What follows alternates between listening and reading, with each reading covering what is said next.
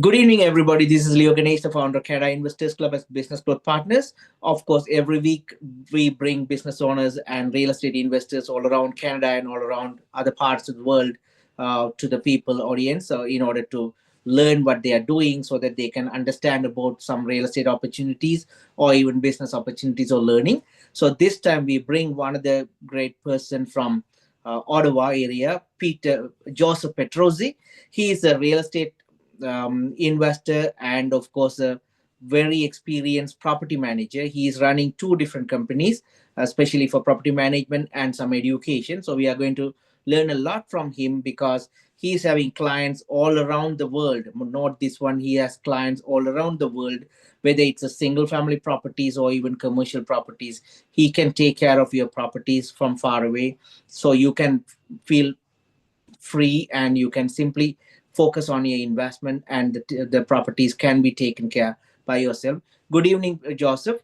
Thank you for your time. Welcome on board here so we can start this discussion so that we can share many information to our customers and audience here. Good evening, Leo. Thank you for the kind introduction. I'm looking forward to help you listeners to be, smarter and wiser by end of the podcast regarding real estate investments and real estate property management and asset management in general. So thank you so much. So our podcast goes as Time to Shine. Of course, it is really, we want to shed some light on Joseph, not for Joseph. He has enough to expose, but just to make sure that audience from other part of Canada, particularly on Ottawa, can get to know another person who can really take care of their properties. So that's the reason. Okay, Joseph, can you please tell what exactly you do now? And after that, I really want to know what did you do before you joined into this real estate investment, please? I mean, right now, my days are filled with management of my property management company, where I have two employees with me and a couple of other auxiliary help for IT and accounting in a daily operations. So that's taking a lion's share of my day. I'm in charge of business development, so I'm talking to new clients. I get lots of phone calls and Zooms and personal visits this time of the year, signing up new properties, getting ready listings for the summertime. Season this year it started a little bit earlier because the weather is cooperating more. As soon as the snow is melting, usually that's when the business start to pick up for us here in Ottawa. And as well, I'm launching another company helping investors and the property owners to optimize and professionalize their property management operations.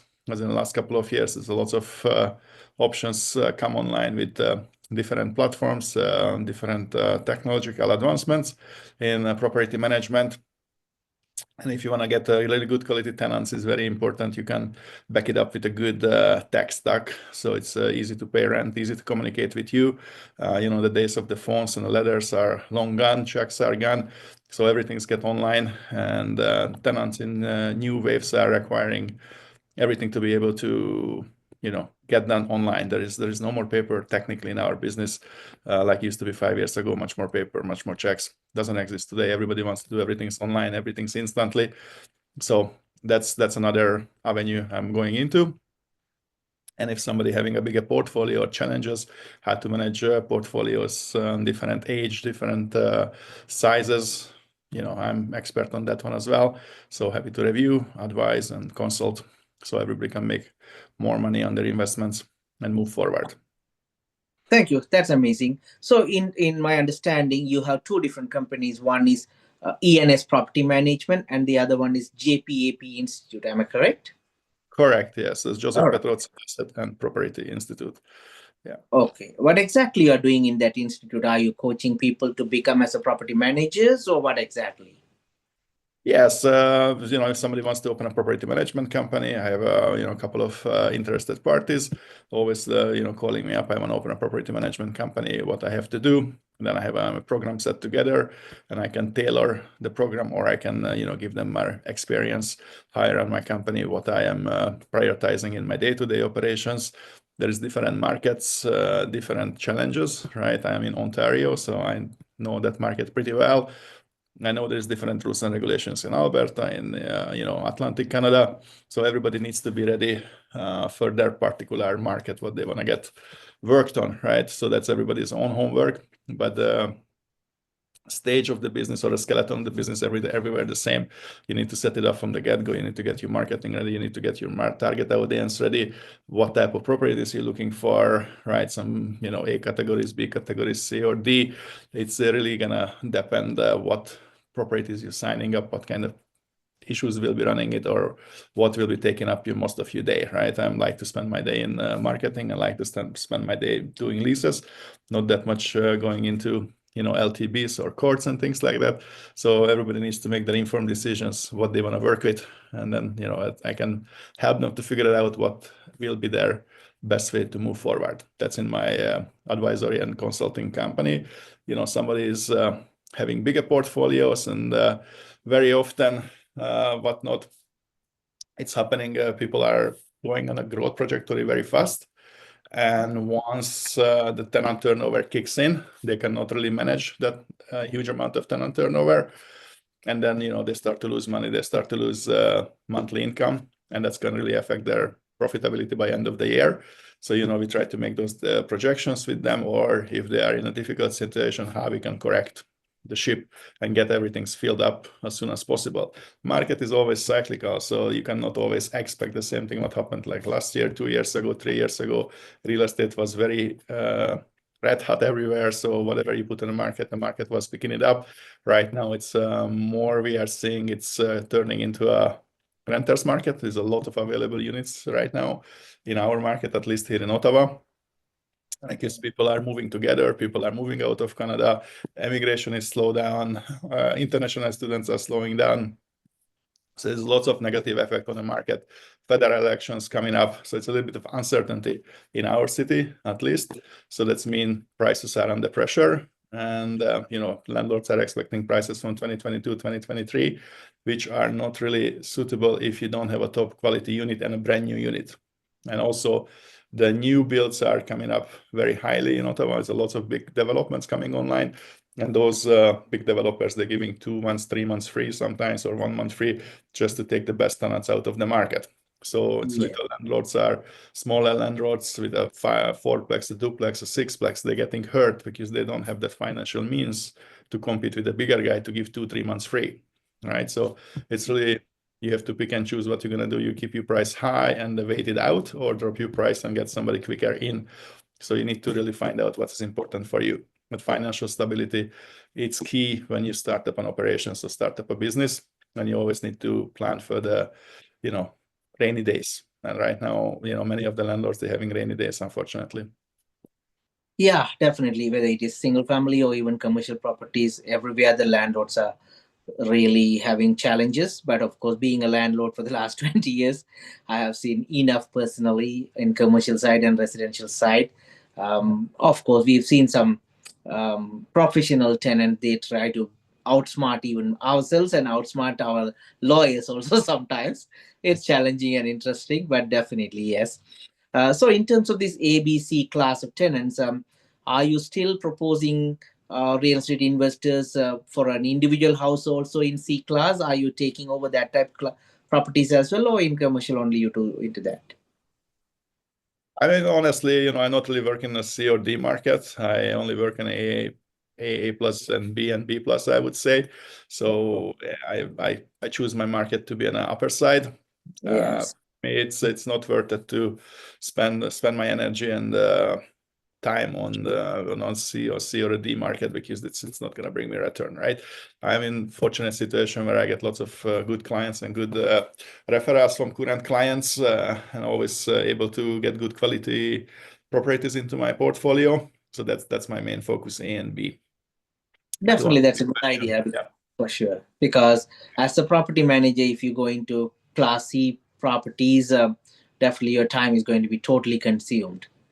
Yeah. That is true. But do you have any? I have experience with those properties as well. Sometimes bigger developers, they're doing a land assembly, and they bring me in. They say, "Okay, can you take care of this parcel of land for for a couple of years, 2 years, 3 years? Sometimes it's 4 years until everything gets sorted out. If we can make a deal out where my efforts get compensated, then yes, we can talk about it. I have experience. I have a paralegal to deal with all those kind of issues if it's needed to be. I have pest control, plumbers, electricians, full stack of vendors, so we can handle everything. but that's has to be worthwhile for us as well, right? Yeah, definitely. Even investors also, when they try to go for a C-class property, they have to be very, very careful with the inspection and their Yeah. people, the crew, and even their knowledge. Many people really burn their fingers when they try to get a cheaper property asset class C, and then they don't know how to take care of the property management and the maintenance and sudden repairs and so much. Even last week, Yeah. also, one of my students came here. He already signed up a 10 unit property about 2 hours from Caledon, Brampton. But thank God, because I coach real estate investment for multifamily. So when he came, he understood that. Immediately, he went and checked that this is about 100-year old property and Yeah. so much of issues. Immediately, he backed up, thank God. Within 2 days, if he waited, he would have signed up for a firm contract. Yeah, I mean, in older properties, you're running into different set of problems, right? One of my biggest worries in older properties is always asbestos, right? That's always my number one question. If somebody's looking at an older property, have you tested for asbestos? What is the That, findings? Because that can derail any project. Once I talked to an investor, he said, "Oh, we were planning a $5 million renovations on, probably it was a high rise, I don't know, 100 units or something like that, and they Mhm. finished up with a $20 million because of asbestos, right?" So it's a really, you can really burn everything down in a bad decision if you buy an older building with full of asbestos and then you want to start something and you cannot finish, or you need to sell it off, or the cost is just going to be astronomical. So that's a number one question. And a number two question for me is also pest management, right? And history of the building, electrical, plumbing, all those main systems in the building, how they're going to be performing moving forward. And lots of people forget that buildings are calculated for 27 and a half years of lifespan, right? So if we are buying a 20 years old building, there's not much left, right? And in this business, 5 years goes so fast. And then you're That's buying something 20 years old, and then you're 25 years old. Okay, now you have 2.5 years left to replace all your electrical, all your plumbing, your roof, your windows, landscaping, siding, all those kind of things is just going to fall on you, right? So you yeah. need to identify those items, those capex items in a buying price, because if you don't, then you're really going to burn down, right? So that's comes down for saving investors. Why I always say, okay, 0 to 5 years, probably that's your best bet. Then you get 10 years good out of the building, and on 15 years age, you decide if you're gonna still keep it for another 5 or you're gonna sell it, right? So you Yeah. catch the best part of the train. These new builds have their own set of challenges with warranties and other issues, right? 5 years, usually the building is settled. You see exactly how the building is performing financially, how the building is performing environmentally, and that people like living over there, right? So it's giving you a good product to buy and take over the 5 years old building. Yeah, definitely. Even last week, one of my potential students and clients came to me and he said he's going to buy a property, 100-unit property in Alberta. He's living in Toronto, but he's looking for an investor partner for Alberta property, but 100-unit. And nowadays, the good thing is the CMHE programs help us to go with even 5 to 10% down payment. So it's another attraction. Many people Yes, you can do that, but there is a fine line in the CMHC. You could get approved for 5%, but they can call you for 25.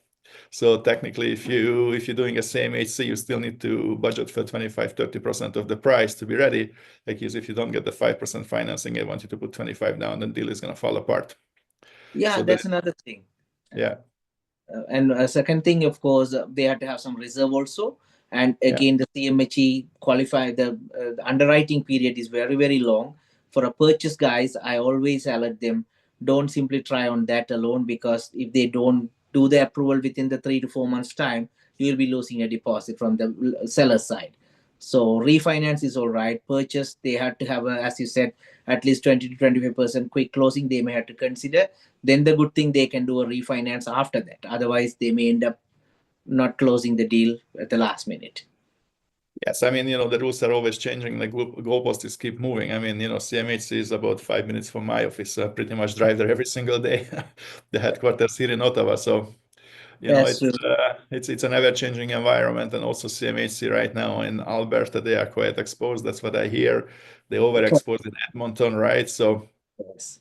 those markets are getting more and more difficult for CMHC as well, and they're getting more finicky on every applications. They did another round of changes not long ago. Now everything has to be in a one PIN number. Everything has to be in one building. It cannot be two buildings, and they're really tightening up to the system. They really try to squeeze the smaller guys out of the system, and they want to go with a bigger project, 40, 50, 60, or 100, 200 units, where they can really make an impact with one file, not 10, 20 files. Second thing, as you said, yes, when the properties are calculated for 27 and a half years of time, when we do about 50 years of amortization, what's really going to happen after some time?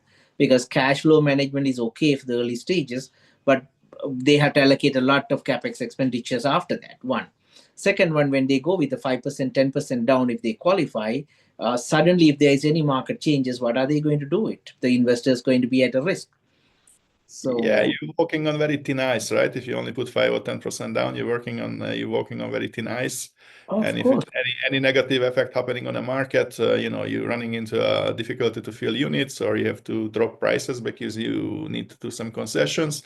It's going to be very difficult to keep it in a good standing, and you're going to be burning up your reserves. And if you cannot do renovations on a building and upkeep on a building, then it's going to be affecting the price what you can sell or refinance, right? So I always say don't really go over a 25, 65 to a 75 LTV, right? That's an ideal scenario. That's the most ideal scenario. And any building at any given time is going to need some repairs, right? I haven't seen a building where no repairs were needed. You can put things out and you can defer maintenance, but somebody going to pay the price moving forward. Yeah, definitely. Because the new investors always think about that because they don't know how to get into the market. So maybe they are thinking these 5%, 10% deals are the best. But once they burn their fingers, then only they will realize that when we coach, when we tell, they don't understand that. It's so unfortunate. The seasoned investor can do that. Yeah, those deals are good for short term, right? If you're running a short term deal and the market is going into a good cycle, and you can jump the train and someone else take over from you, and you catch a good wave, that's a good business to be. But if the train is going in the right direction and you jump on a bad train, that could be detrimental, right? Because in this business, you only make one mistake and you're never going to come back, right? It's very hard to recover. It's a small market. Yeah. Yes, Joseph. The other question, before you came into this one, you bought two companies. You had a very good experience before that. Can you explain what were you doing before you came into these two different property management and education companies so that my audience can understand your background? Yeah, so my background is hospitality. Yeah. I worked in hotels, convention centers, cruise ships for 28 years before I started this business. A lot of soft skills and communication skills I brought from there with me. I really literally talk from everybody from cleaners to prime ministers and presidents in my career back in that business. So it's really teach me how to relate to everyone and everyone in any given situation. It's give me situational awareness, attention to detail, very safety minded, and those are the main traits what helped me to transition into property management. Okay, that's amazing. So the other one, how can you differentiate yourself as a property management company than the others? Of course, the one main difference I noticed that you are teaching other people. When you teach, of course, you will learn every nook and corner, and you are fully versed on that. That's great part. What other thing that you can tell what you are doing differently so that my audience can really get on board with you?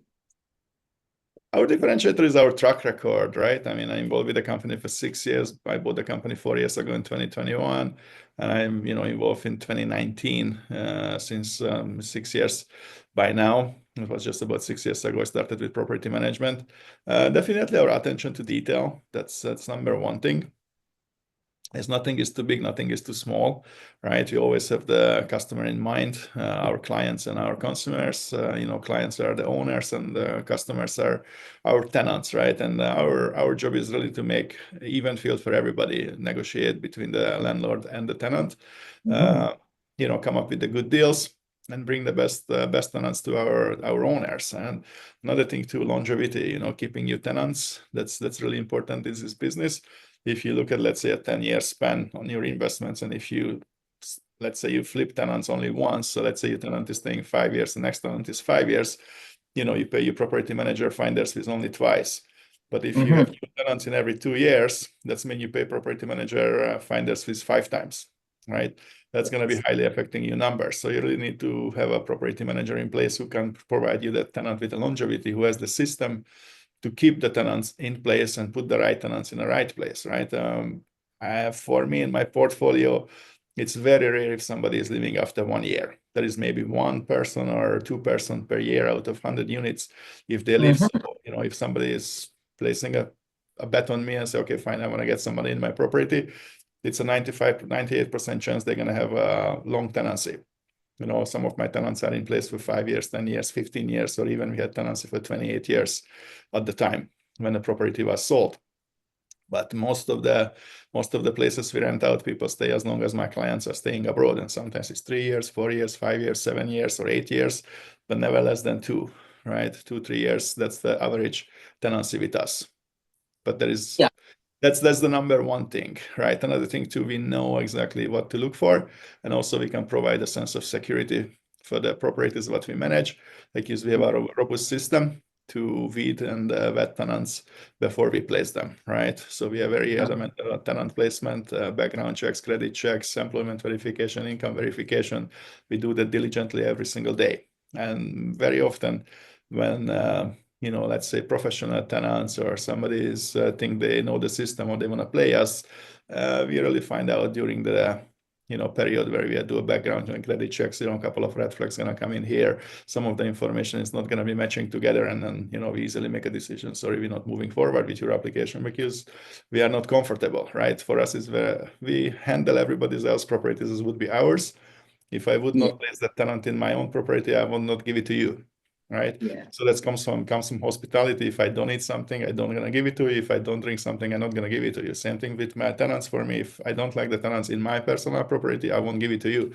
So that's our number one differentiator, right there. We don't fill tenancies just to fill tenancies. We want to fill them with the right tenants and right candidates. You always need to have the fourth pillar in mind: the location of the property, the condition of the property, the price, and the market scenario you are in, right? Usually those four pillars need to come up properly to be able to find the right tenant for the right property. That's amazing.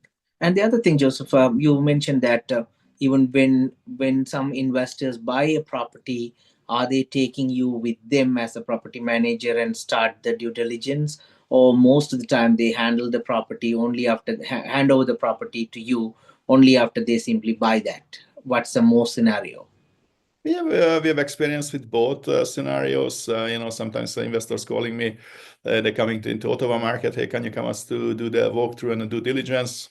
I give my 5 cents to them and my experience from the market, and they ask me what is the price. I give them my market assessment, what I would pay for that particular building. And then they take it from there. They continue their due diligence on their own, crunch their numbers, their financing, all the other things. Very often it's happening, investors buying a property and, they get a realtor involved. I'm not sure if realtor or not. There's lots of good realtors out there, but there's lots of not so good realtors out there. So it's, without prejudice, no, no reservations, but, some problems are happening where realtors placing tenants in there, and they asking for, bring me your credit report, bring me your employment verification, bring me your pay stubs, right? All those things could be fake. And if you're not Oh, yeah. checking it, so if you're not counter checking it and not validated, that unfortunately some situations turning out to be very ugly. And then my office got called, hey, we placed the tenants and didn't work out. Can you help us, right? Or, we placed the tenants and they're turning out to be a hoarders. Can you help us, right? I have a situation like that. So, and then, I don't have that much time, but usually 1 or 2 or 3 a year, I take on the clients to help them out and clean those mistakes up for them. Just for us to also get some experience Mhm. and prove ourselves day in and day out. That's we can take care of anything and everything. But I always recommend to everybody to check with the property manager before they buy the property. That will be the most ideal scenario. And don't look at property managers as an expense. Look at property managers as a partner making money, right? Yeah. Give you an example. I visited a sixplex under construction, right? And the owner said, "Oh, I'm going to pay for water." I said, why don't you submeter the water? No, I don't know, I can submeter the water, right? I said, yeah, okay, here is the couple of phone numbers, make some phone calls, submeter the water, right? So I just made him a couple of $100,000 along the way. If Mhm. he's going to own that building for 5 years, he's not going to pay water for 5 years, plus the value of the building is going to go up, right? When he's doing refinance, because his NOI is going to be bigger. So for him, his meeting was well worth it. So we're really there for the property owners and investors to help them to make money. Because not everybody can know everything, but we do this day in and day out, and that's our life. So we're happy to share, happy to help you to make more money end of the day. Yeah, definitely. When you tell about a sixplex, exactly, I can share my experience in one of the sixplex back home. Back in the days, I bought it. Fortunately, that property sixplex had separate electric meters, hydrometers, Yeah. but that landlord did not really enforce that separately, so he has been paying that electricity. And two properties, two units, the tenants were living there for a long time. Every time when we go into the house, all the lights, all the fans, everything is working. So even when we talk about water, how about like hydro? Hydro is even 3-4 times expensive than that. But even then, he had the meter, he didn't do it. Yeah, And it's even really after, important. It's really sorry? important you tie up. It's really important you tie up your operations, and you have to stop every leakage, right? If you have a 100. means to submeter something, you need to submeter it, and the tenant needs to be paying for it, because it's just not feasible, right? It's not feasible to pay for all the electricity, all the gas, heating, all the repairs and everything. It's the prices are really, really high right now for operating a building. And if people are not conscious what they're using and how much electricity they're burning or any energy, then yeah, it's going to be very difficult to make some money on that building. Yeah, especially commercial properties. If we don't find these pennies, then we cannot make the dollars. But Yeah, unfortunately, that landlord kept the property for about 30 years, and he didn't yeah, do that. Initially, those days okay, but when we took over, it gave a big difficulty for us to switch that to individual tenants and everything. It's a big yeah, job, so we must really see that tenants, whenever the investors buy a property, they have to really look into that current lease agreement, rental agreements very, very carefully before they take a decision. Because in some areas, they cannot even increase that. And then they are totally locked in when the expenses are simply going high. absolutely. I mean, it's part of due diligence to read every single lease, make sure who is on the lease is staying at that property, even if it's commercial or residential leases, right? That's a lot of homework to do. And I was doing a presentation, and I was on a cruise ship.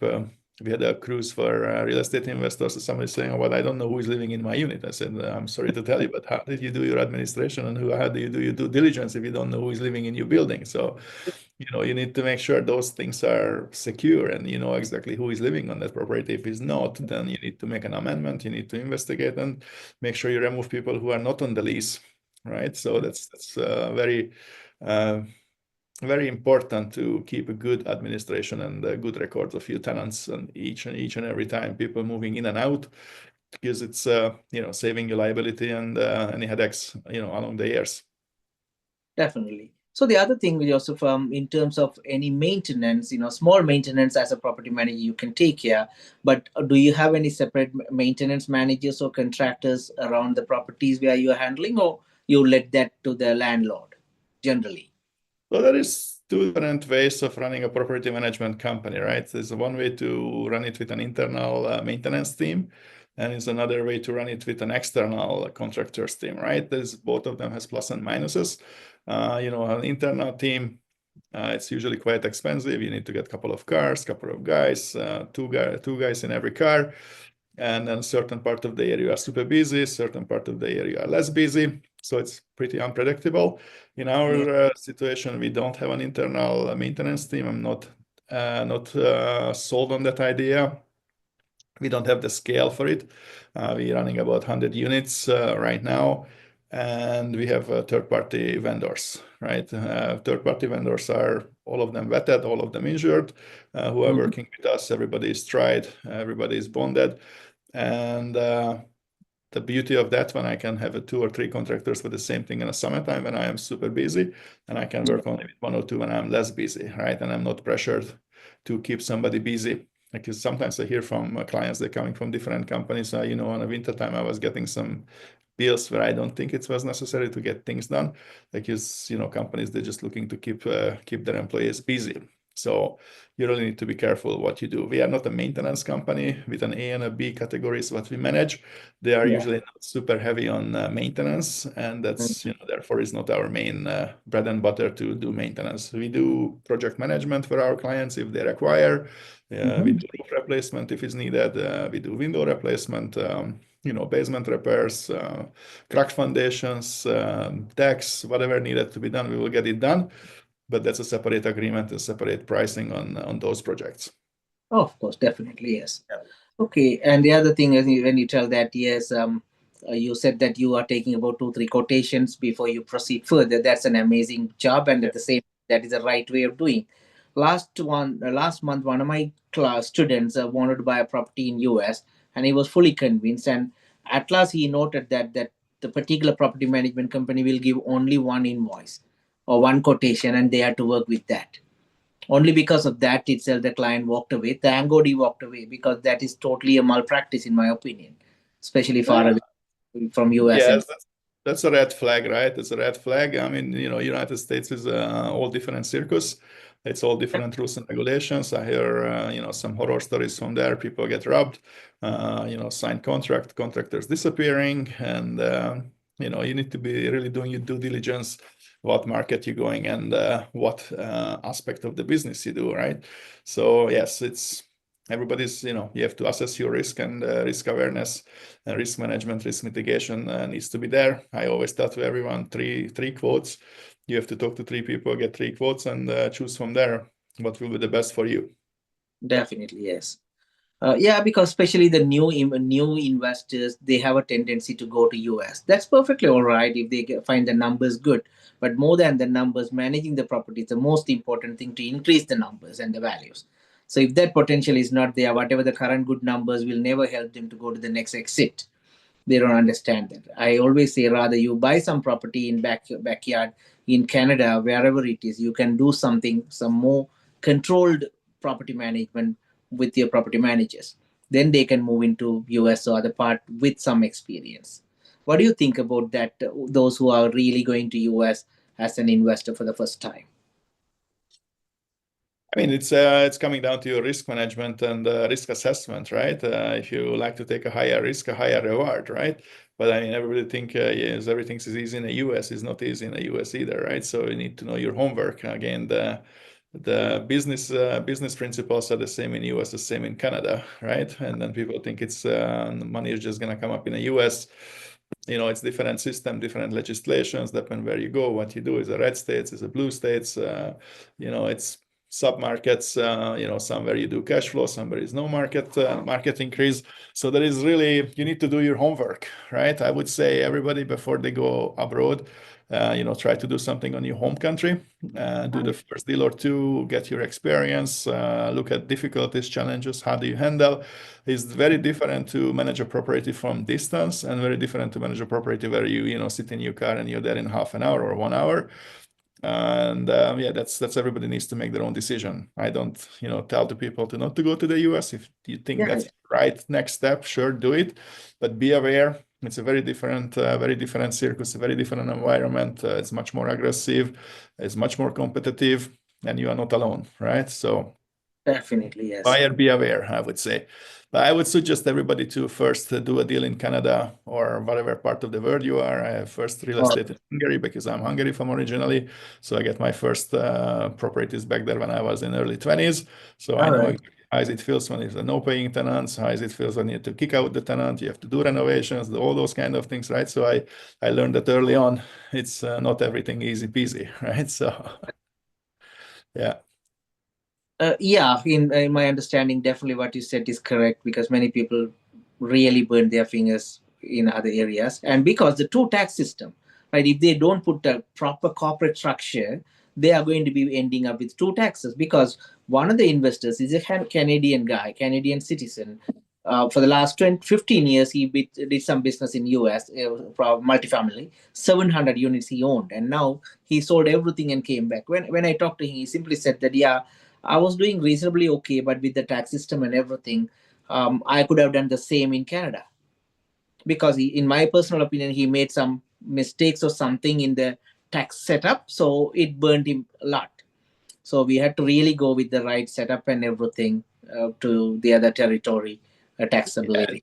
it's again coming down to do your homework before you start to work on a different market, right? It's get your experience, get a couple of deals done in Canada, really work it out how it works over here. Um, you will see what are the challenges here in a Canadian market, what are the challenges down in the US, and really talk to lawyers and set up your system properly, right? Make sure you have your shell companies, your holding companies, and this part and that part. And, lots of people talking about Delaware, lots of people talking about Wyoming is going to be doing it better. So there is definitely solutions out there, but Mhm. pay the price to play, and make sure you spend on consultants and maybe check 2 consultants or 3 consultants Yes, instead of checking one, because it's a yes, big decision, right? Everybody wants to go down and make money. If you yeah, don't have that 5, 10, 15, $20,000 to do your due diligence on your business setup, then you're not supposed to go down to the US, right? So that's my personal opinion. So make sure you spend wisely on your own education and on your own setup before you're taking investors' money and then going into $1 million or $5 or $10 million business assets. And then you are a active partner, you are a passive partner, active income, passive income, 1031s, how you can take the money out, how you can send it back to Canada if you can send it back. There is many things to attach to that one. Also in the US, if you do in a larger scale investment, probably you will need to get an E2 visa yeah, where you can stay as an investor down there. Otherwise, if you start to travel frequently to the US, at one point they will question you, hey, why are you coming every 2 weeks, or why are you coming every month or every 2 months, right? I mean, you can tell them, 2 times I love Florida so much and I go do yeah, boating or whatever, right? But 2 years in a row and every 2 months you're going down to the same place, it will be raising some flags, right? So yeah, you need to be smart about it, really how you do it in the US. And then, of course, if you do really large scale, then you need to go to the Caribbean and do a little bit of a setup over there as well, yeah. right? In Barbados and Grand Cayman, St. Lucia, Bermuda, right? When you can really start to manage your taxes and money wisely.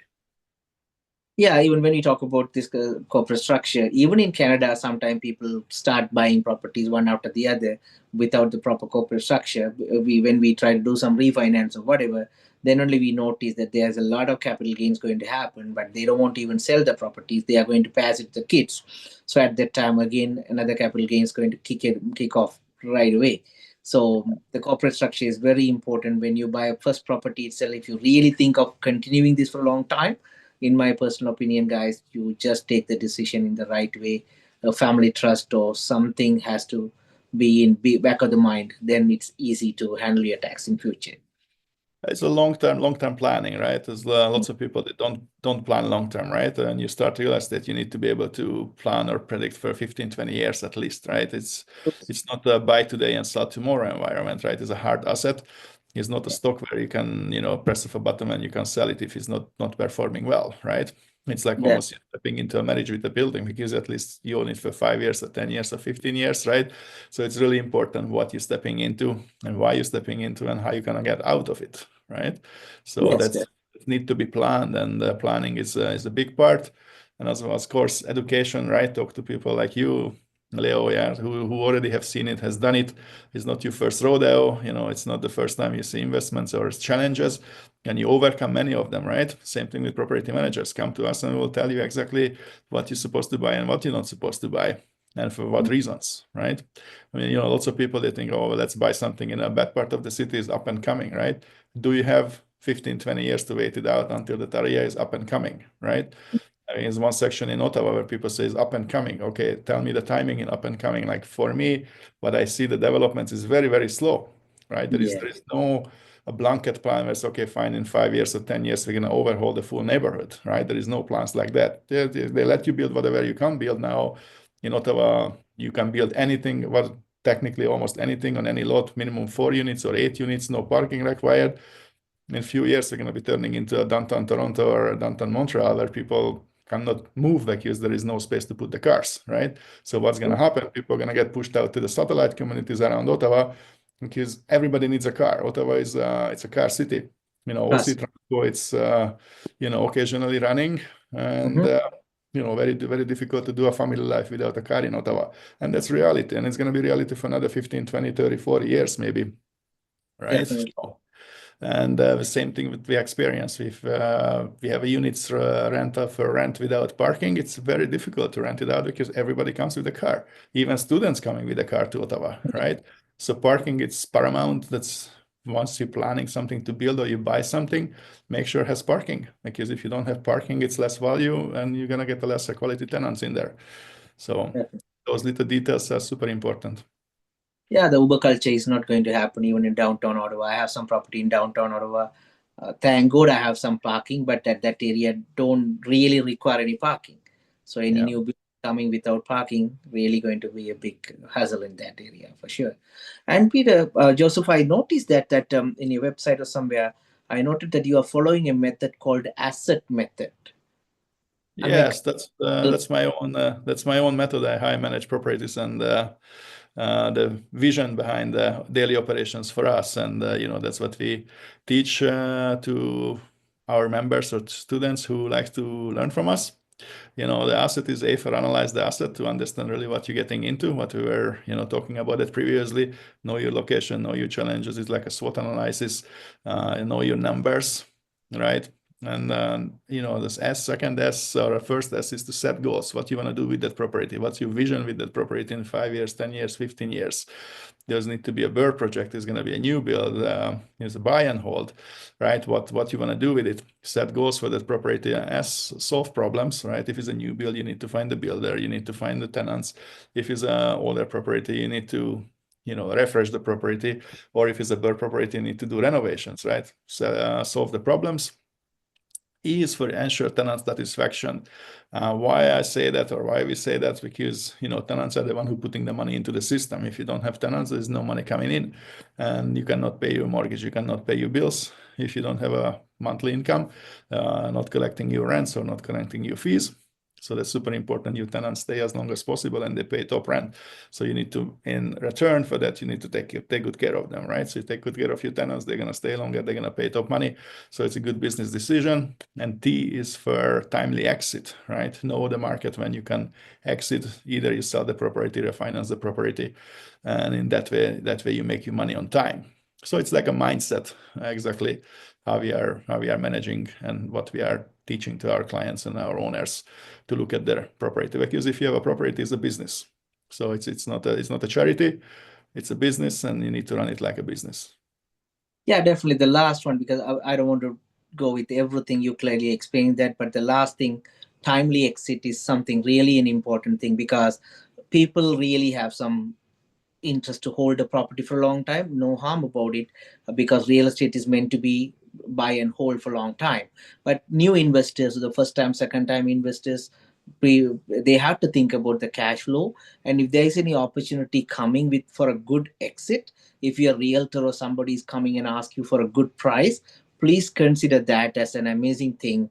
Just sell one, because that'll help you big time and save you big time, your future business and everything. And many investors, including I, also made the mistake long time back, because I increased the value by $1 million in a property. Even then, when the sellers and the realtors came and asked, I didn't feel like selling that. But after some time, the price came down, so I couldn't really sell that to that price. Then again, I had to keep it to catch up that price. So Yeah. sometimes it's foolish, because if you can make a reasonable money and get out of that, and if you can secure your strength, you can buy even 5 different properties. So sometimes people try to keep always buy and hold, buy and hold. It is okay, but you think about that in a different perspective as well. Then you will see that. I always tell my students and potential investors, man, if you have a grocery store and if you buy some sugar or whatever for resale, and suddenly the price goes high, will you keep it even more so that the price can go high, or you will sell the sugar and buy again? Sometimes you have to sell that shit and buy again. So keep that in mind, because we come with experience, Joseph and myself and many people here. So don't try to make the same mistake for another learning. Try to learn from other people's mistake, Yeah. because many people don't have the coaches or mentors or anything, so they try to do it themselves. So that is so pathetic in my personal opinion. Well said, Joseph. That's amazing. Asset method is really going to help, and it's a very good eye opener in my opinion. Thank you for that. And yes, absolutely. If the price is right, you should not have emotional attachment to any building, right? It's a business, and if the price is right and is ripe, then you should definitely harvest, right? And pull your Yeah. money out and then reinvest it in another 2 or 3 properties, right? That's how you can grow your portfolio. Oh. So yeah, don't be Nowadays, afraid. Don't be afraid to sell and buy a couple of new ones where you can multiply your capital and you can start to grow faster. yeah. Nowadays, I tell my investors, if you keep on buying few properties, the first property you renovate and try to sell that soon as possible. Yeah. Second property onwards, you keep it or think about again. One. Second, of course, you have to always have a business plan before you buy the property. You should know exit plan at that time itself. And if the time comes as per the exit plan, and if that is working well, just decide to continue the sale. Otherwise, you can rethink about that plan. You don't need to always keep the business plan, stick to that, and do everything as per that, because market changes may change your decisions. But we have to be very prudent in that. Very important.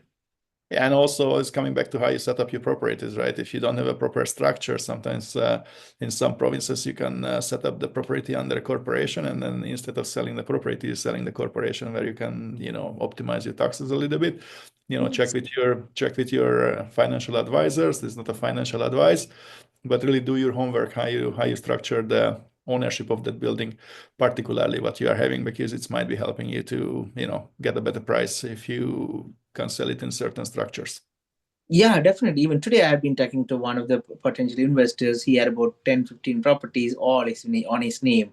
And now we are trying to do some refinance and everything.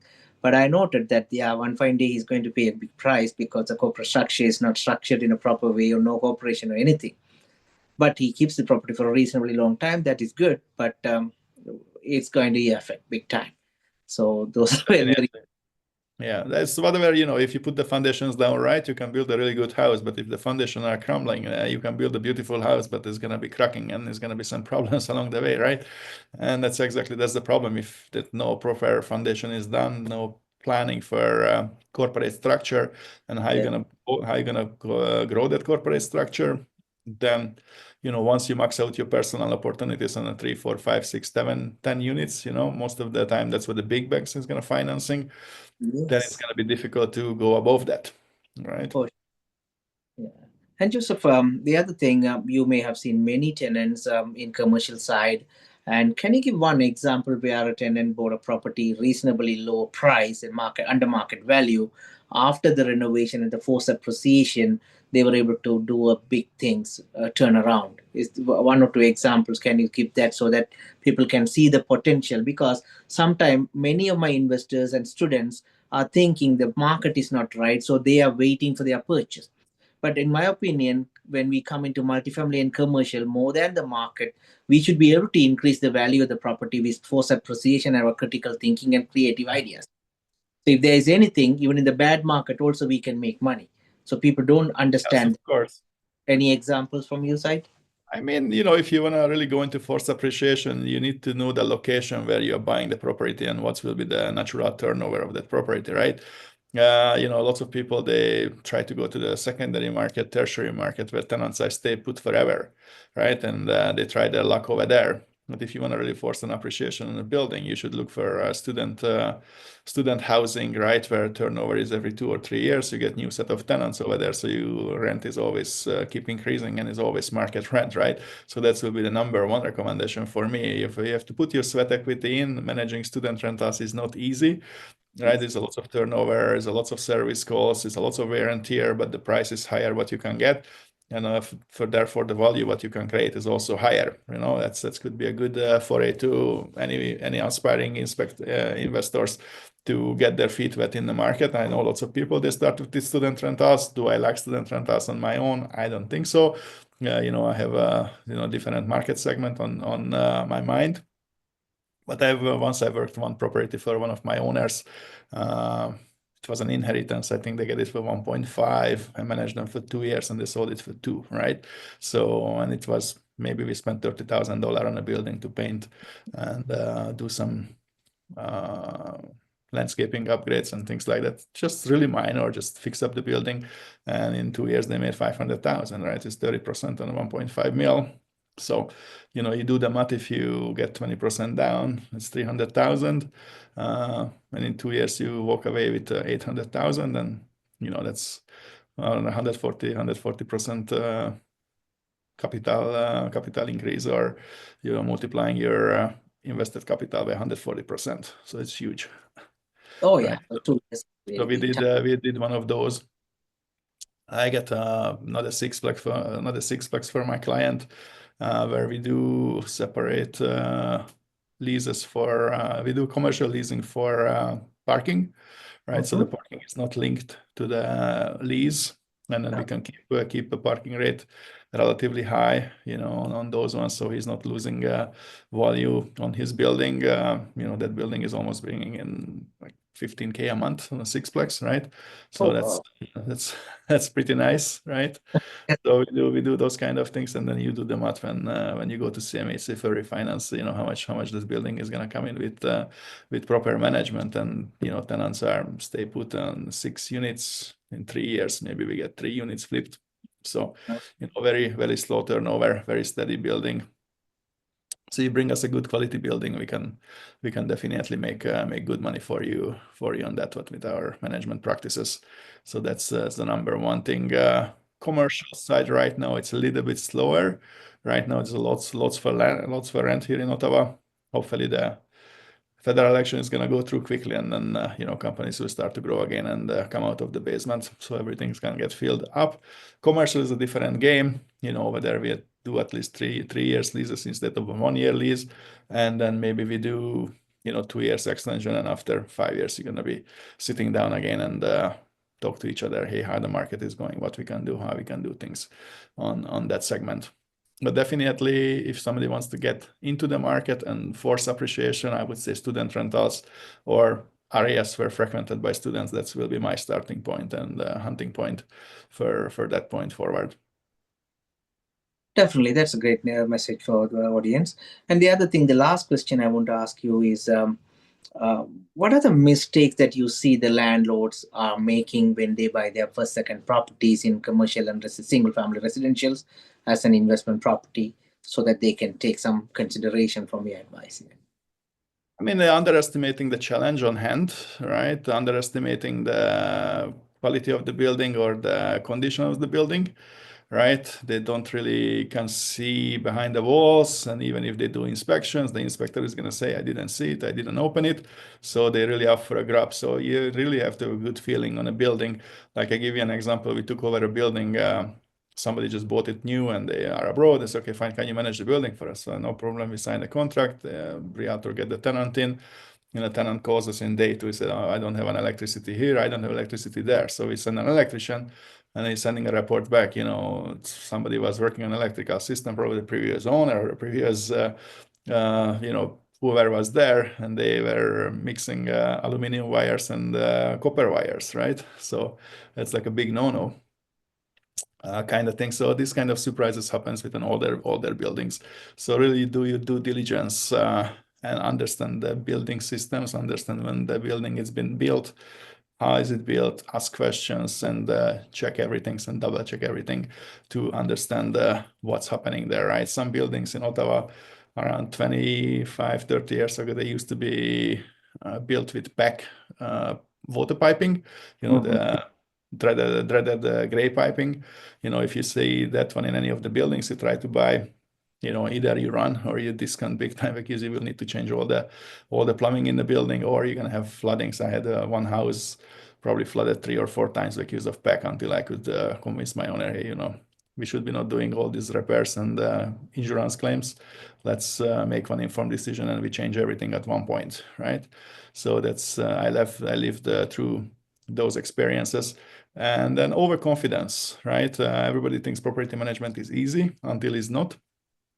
And when if it's not easy, it's going to get really expensive. Like, then either you have a bad tenant or you don't have a tenant. In a better case, so we can put the tenant in for you, or you have a tenant and is not paying, right? That's the worst case scenario. So those things you want to avoid. So really be humble, ask for help, and hire the right people to help you along the way. That's amazing. Yeah, potential new investors, please take care of these mistakes. that you are not going to repeat this.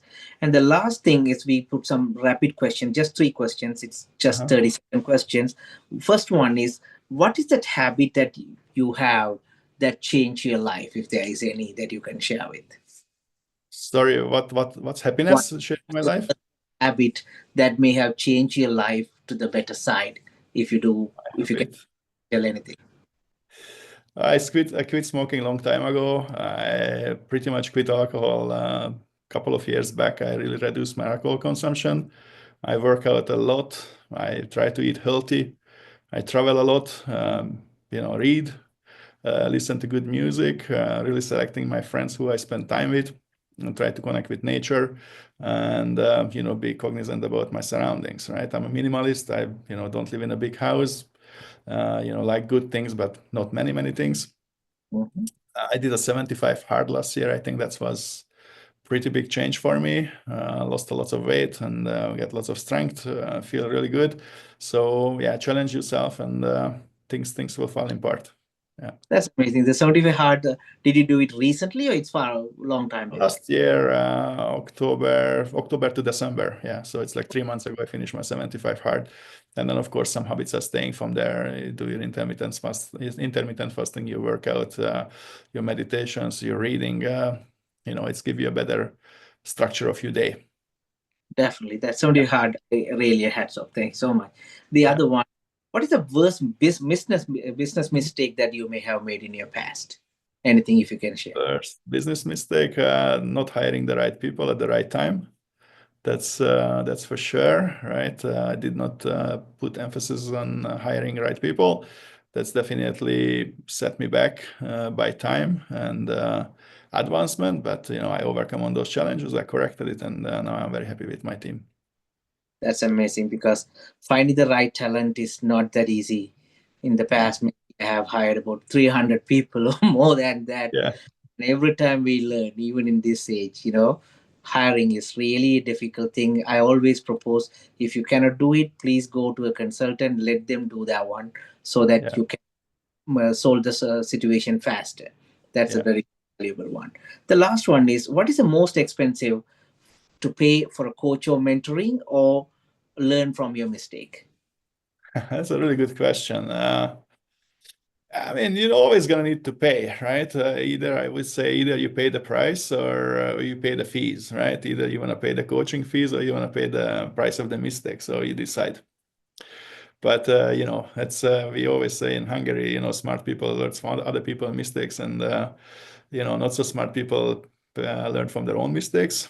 So you choose which group you want to be, right?